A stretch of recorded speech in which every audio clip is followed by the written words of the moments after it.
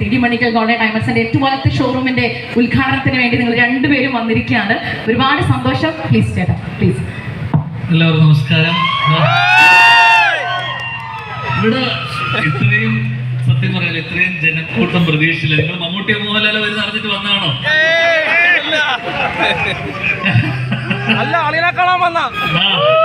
സന്തോഷം. കഴിഞ്ഞ ദിവസം കൊട്ടാരക്കര, ഞാൻ തിരുവനന്തപുരത്താണ് കുറച്ച് വർഷങ്ങളായി താമസിക്കുന്നത്. അപ്പൊ എല്ലാ യാത്രകൾ ഈ വഴിയാണ്, MC റോഡ് വഴിയാണ് യാത്രകൾ. എപ്പോഴും കൊട്ടാരക്കര ക്രോസ് ചെയ്യുമ്പോൾ ഒരു സമാധാനമാണ്, വീടെത്താറായല്ലോ എന്നുള്ളൊരു ചിന്തയാണ്. എന്തായാലും ഈ വേദി ഒരുപാട് പ്രത്യേകതയുള്ളൊരു വേദിയാണ്. കാരണം എന്നെ സംബന്ധിച്ചിടത്തോളം കഴിഞ്ഞ ദിവസം എല്ലാവരും അറിഞ്ഞു കാണും, ബോംബെയിൽ മെസ്സി വന്ന് പോയി, കണ്ടു കാണും. ലയണൽ മെസ്സി എന്ന് പറഞ്ഞ ഫുട്ബോൾ പ്രതിഭാസം വന്നുപോയി. അപ്പൊ എന്റെ കൂട്ടുകാരിൽ ഒരാളായ, ഇത് പറയുന്നത് ചിലപ്പോൾ കള്ളമായിട്ട് തോന്നും, പക്ഷെ ഇത് വളരെ സത്യമാണ്.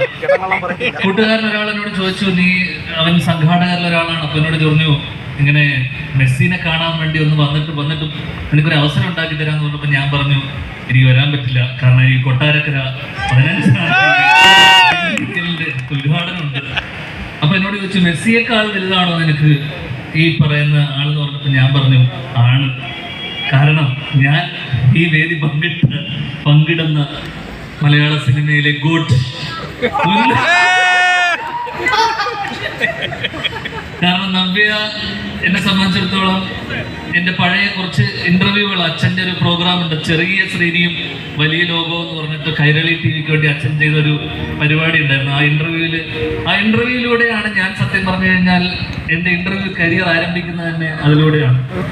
ആ ഇന്റർവ്യൂവിൽ ഞാൻ ഒരു വാക്ക് പറഞ്ഞിരുന്നു, അന്ന് ഒരുപാട് കല്യാണം കഴിക്കാൻ ഞാൻ ആഗ്രഹിച്ച അല്ലെങ്കിൽ ഞാൻ ഒരുപാട് കുതിച്ച ഒരാളാണ് നവ്യ നായർ.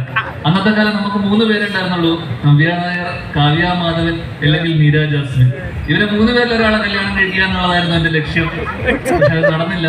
എന്തായാലും ഈ വേദി മെസ്സിയെക്കാളും അല്ലെങ്കിൽ എനിക്ക് ആരെക്കാളും വലുത് നവ്യയാണ്. അതും കൊട്ടാരക്കടയിൽ മണ്ണിൽ വെച്ച് ഇങ്ങനൊരു അവസരം ഒരുക്കി തന്ന ഇടിമണ്ണിക്കൽ ജ്വല്ലേഴ്സിന് ആദ്യം തന്നെ എൻ്റെ നന്ദി പറഞ്ഞുകൊണ്ട്, ഇടിമണ്ണിക്കലിന്റെ 12ാമത്തെ ഷോറൂമാണ്. എനിക്ക് തോന്നുന്നു MC റോഡിന്റെ ഈ അറ്റം മുതൽ ഈ അറ്റം വരെ ഇടിമണ്ണിക്കലിന് ഷോറൂമുകളുണ്ട്. അപ്പം സ്വർണം എപ്പോഴും പൊന്നിന് പൊന്ന് തന്നെ വേണം.